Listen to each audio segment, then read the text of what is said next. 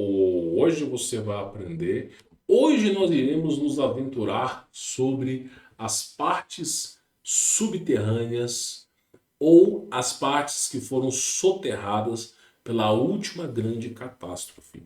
Lembra que eu falei aqui no canal que você, quando compra um terreno, quando compra uma propriedade, você é dono da superfície. Você não é dono do espaço aéreo e você também não é dono do subsolo, principalmente do subsolo. Você não é dono. Então, caso você encontre petróleo, ouro, alguma outra coisa, né, parte disso vai ser confiscado pelo governo, tá? Você só vai ter direito por estar dentro do seu terreno, mas o subsolo não é seu. E por que o governo faz isso? Porque eles não querem que você faça grandes escavações debaixo da terra. Vai que você, ao começar a escavar, você encontra um monumento histórico, você encontre uma civilização antiga que não está catalogada pelos jornais ou pela grande mídia ou simplesmente pelos livros antigos. E aí perguntas terão que ser respondidas e perguntas que levarão à verdade. Então, qualquer pessoa que começar a escavar o seu solo sem a prévia autorização do governo, sem os fiscais nem nada, comete um crime absurdo. Tá? Isso no Brasil, no mundo inteiro. Aqui nós temos um prédio antigo, tá? E o cara, ele vai fazer uma escavação. Ele vai lá fazer uma escavação, perdão. Ele vai acessar uma parte subterrânea do prédio. Olha só. Olha que coisa bizarra, né? Parece uma entradinha pequenininha, né? Aí quando ele chega, olha só o que aparece lá embaixo. Olha só o que aparece lá embaixo. Toda uma infraestrutura, tá, de uma antiga civilização abaixo. Só que essa civilização que está deteriorada aqui não é uma civilização muito antiga. É uma civilização de mais ou menos entre 100 a 200 anos atrás. Não muito além disso. Mas já é o suficiente para a gente poder ver. Olha a quantidade de livros que foram descobertos aqui que a gente não teve acesso. Olha a quantidade de livros que estão soterrados. A pergunta que fica é: esses livros que já não existem mais, qual é o valor deles? O que eles nos ensinam? Muitos desses livros, por exemplo, só vou dar um exemplo para vocês. Vocês lembram de George Martin? Ele foi o autor de vários best-sellers, mas do principal best-seller que ele escreveu, chamado Guerra dos Tronos, Games of Thrones. E aí isso virou uma série na HBO, chegou a passar até na Rede Globo, alguns anos para trás aí. E aí você se pergunta, poxa vida, como é que esse cara pensou em algo tão rico, tão detalhoso, bandeiras de famílias, lordes e vassalos, reis, dragões, os caminhantes gelados. Como é que aquele cara pensou naquilo ali? De onde, sabe, como é que o cara parou? Ele parou um dia e ficou pensando? Ou será que alguma coisa, em vez de ser um pensamento de, ou será que ele não teve acesso? Pois bem, no livro, na Biblioteca de Alexandria, que não existe mais porque ela pegou fogo, existia a história sobre os Targaryen. Targaryen era uma família grega, né, entre o grego romano, ok? Uma família que era domadora de... Grega não, me perdoe. Uma família romana, porque quando você pesquisar, se você vai encontrar a família romana. Que era treinadora de dragões. Então, os Targaryen viviam no Império Romano. Era uma família que era treinadora de dragões. Uma família que... Olha o nível dos caras. Eles tiravam o sangue do dragão e colocavam em si mesmo. Não sei nem como que eles faziam isso. E por conta de terem sangue de dragão, foram bem conhecidos. E eram conhecidos como os domadores de dragão. Eles eram a família real que ficava responsável pelos dragões. Ok? Isso no Império no passado, tá? E aí, meu irmão, você acha que os Targaryen lá do Games of Thrones veio da onde? São uma família distante do principal reinado, que é o reinado lá dos vassalos lá do norte, mais a parte do sul. Você tem, além dos Targaryen, você tem todos eles de cabelo louro e branco. De onde é que eles tiraram isso? É a história verdadeira dos Targaryen do Império Romano. Aí você pega a história dos caminhantes gelado, né? É a história do Necronomicon, a história do passado de como reanimar os mortos. Então, tudo que o George Martin trouxe em sua obra literária, que se tornou best-seller, nada mais é daquilo que já existia no passado. Ou seja, o cara criou uma obra literária o valor, cuja obra é uma perspectiva da própria realidade. Então, é isso que eu estou falando para vocês. Aí você vai pegando outras histórias para você poder entender. Por exemplo, a história do Conde Drácula. De onde é que vocês acham que tiraram o Conde Drácula? É a mesma coisa. Aí o cara estava fazendo uma escavação e encontrou livros, livros e livros e mais livros e passagens que foram submersas. E o cara encontrou coisa de cento e poucos, 200 anos atrás. E aí você vê toda a estrutura de criação. Tudo soterrado, ó, tudo soterrado. Olha a quantidade de amparo em química que os caras faziam no passado.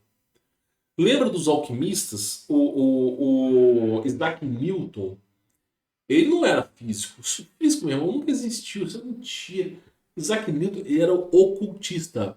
O Isaac Newton, ele queria... Ele era um alquimista e ele estava buscando ouro. Ele queria transformar metais em ouro. Ele estava atrás da pedra filosofal. O período renascentista foi o período onde as pessoas tiveram pleno conhecimento da pedra filosofal. A pedra filosofal é um material que torna o homem eterno. Torna o homem eterno. E aí existe um anime, um desenho animado chamado Fullmetal Alchemist. E esse Fullmetal Alchemist é um desenho, eu assisti umas 4 vezes, muito bom, um dos melhores animes que eu já assisti, junto com Hunter x Hunter. E esse Fullmetal Alchemist, ele fala sobre a busca pela pedra filosofal e sobre os alquimistas federais. Só que, lá na frente, eu posso falar isso aqui sem problema nenhum, lá pro final do Fullmetal Alchemist, depois do episódio 60 pra frente, eles acabam descobrindo que a pedra filosofal era criada através dos sacrifícios de seres humanos. Então, a pedra filosofal, para ela ser produzida, precisava de uma quantidade massiva de seres humanos. Aí você, com essa quantidade massiva de seres humanos, você produzia a pedra filosofal, que deveria ser usada, né, dissolvida, né, para que você possa viver eternamente. Então, tinha lá duas pessoas.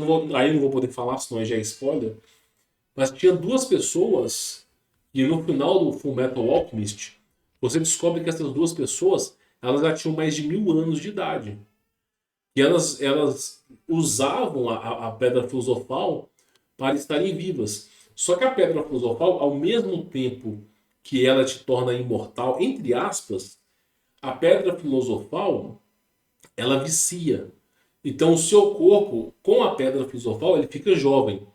Só que a partir do momento que você usa a pedra filosofal, se você deixar de usar a pedra filosofal, ele vai ter um burst muito grande, muito grande. Então você nunca pode deixar de usar a pedra filosofal. Nunca pode deixar de usar. E é exatamente igual a coisa chamada Adreno, Coelhinho da Páscoa, né, Greta Thunberg, Papai Noel, Chrome. Espero que você tenha entendido, não vou falar essa palavra aqui. É igualzinho, igualzinho, a mesma coisa. Então, o Isaac Newton, a busca dele era pela imortalidade e por ouro. O que Isaac Newton queria? Ele queria ser imortal e possuir grandes riquezas. Ele não era burro, né? E aí a vida dele inteira foi na busca pela pedra filosofal e a busca por transformar metais em ouro. Ele não teve êxito nessa façanha, mas ele era profundamente ocultista. E um dos trabalhos que ele fez era sobre as leis primárias da física, né? Onde uma maçã cai em cima da cabeça de Isaac Newton e ele fala sobre a gravidade, que você provavelmente já conhece. Então, o cara estava interessado em ser imortal e produzir ouro, meu irmão. Burro ele não era, né? Burro ele não era. Aí eu te falo, olha a quantidade de produtos que tem nesse lugar, ó. Olha a quantidade. Produtos, muitas vezes, mercúrio vermelho. Mercúrio vermelho é usado para produção de energia e iluminação. Os discos voadores usam muito mercúrio vermelho. Olha aí, você acha que não tem mercúrio vermelho aí, não? Sabe, compostos que nós nunca mais iremos achar. E a coisa não para. A coisa, os caras tendo coisas assim, bizarras, meu irmão, bizarras e bizarras. Coisas que já não existem mais nos dias atuais. Então você imagina a quantidade de coisas que os caras não tinham no passado. Olha a quantidade de coisas que não tinham no passado. E aí é o que eu venho falando para vocês. Venho falando para vocês. Vocês não têm ideia. Vocês não têm ideia de como que as coisas são soterradas. Essa descoberta que ocorreu na Alemanha, dentro de um tipo, não é masmorra, né? Eu não sei como é que chamaria isso. Mas vamos chamar de castelo, mas não é castelo. Essa descoberta tem 150, 200 anos atrás. Se você perfurar abaixo dessa construção, você começar a fazer uma perfuração para baixo, você vai encontrar uma civilização de 300, 400, 500 anos atrás. Então, as pessoas vão começar a se perguntar, pô, peraí, uma hora tinha uma civilização com essa, agora temos uma outra. E aí as perguntas vão começar a aparecer. Por isso que eu falo para vocês poderem entender que os mistérios que regem a humanidade, eles são absurdos. E como é que ocorre uma inversão, por exemplo? Tem um filme, eu achei interessante esse filme aqui, porque é o seguinte, o cara, ele trabalha numa petrolífera, é tipo a Petrobras, aí ele vai de helicóptero, né, para a petrolífera, e aí eles ficam 15 dias, e depois dos 15 dias, ele vai lá e volta de helicóptero. Só que aí ele recebeu um chamado. E olha só o que ele está vendo aqui. Parece que o continente está se rachando em dois. Só que debaixo da água, lá, ó. O continente está se rachando em dois. E aí os caras ficam desesperados. Se você olhar para a África e você olhar para o Brasil, a África e o Brasil era apenas um único continente. Quando Deus criou Adão e Eva, eles colocou eles no Jardim do Éden. Quando eles saíram do Jardim do Éden, a Terra não era vários continentes, era um único continente. A Terra, mesmo de proporções gigantescas, era apenas um único continente. Conforme via o dilúvio, conforme vinha todas aquelas revoluções, parte dos continentes foram se rasgando. Então, a África, ela se desprendeu do Brasil. Imagina a força que foi para arrancar os dois ao mesmo tempo. A força que foi. Né? E aí os caras vão lá, eles pegam um helicóptero, ó, e aqui eles vão vendo, ó, quando ocorre o rompimento lá, ó, vamos chamar de placa tectônica, o continente, ó. E aí simplesmente, ó, os caras vão lá e ocorre esse rompimento.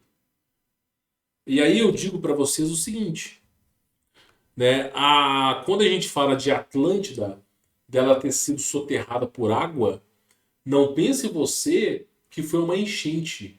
A água que soterrou a Atlântida foi um fenômeno colossal como esse.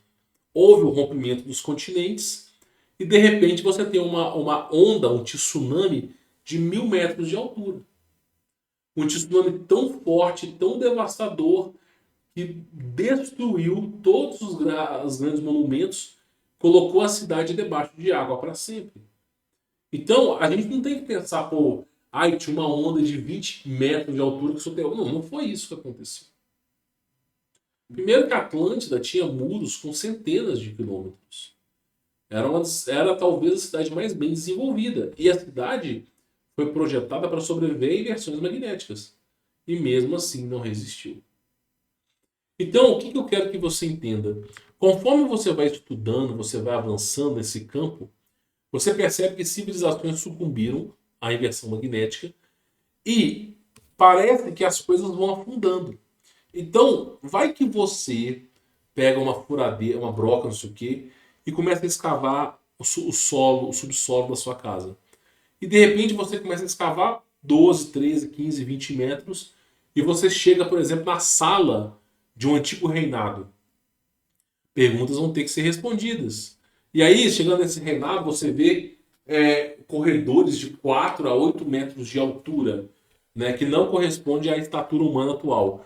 E você começa a ver crânios gigantescos. Foi o que aconteceu na Indonésia. Eu já trouxe um documentário sobre isso. O cara começou a escavar debaixo da sua casa e começou a encontrar coisas gigantescas, crânios de seres humanos gigantescos. Em menos de 48 horas, toda a área foi interditada, a cidade inteira foi evacuada. Na Indonésia. A cidade inteira foi evacuada. Quando os caras viram um crânio que era do tamanho de uma sala de um ser humano, a cidade inteira foi evacuada. Eu não sei o que aconteceu com essa região. Tem até umas fotos de uns cabeças de gigante e tal do passado, mas foi evacuado. Na mesma Indonésia, você tem uma luta de um gigante de 8 metros com uma serpente gigantesca, que foi encontrado dentro de uma caverna. Depois eles sumiram com aqueles negócios. Então, são perguntas que precisam responder. Pô, como é que você encontra um crânio de 8 metros? Aí muitos vão falar que é o pé grande. Não, o pé grande é um tipo de macaco super inteligente que desenvolveu de forma escassa. Não, é o ser humano, meu irmão. Então fica aí a dica para vocês.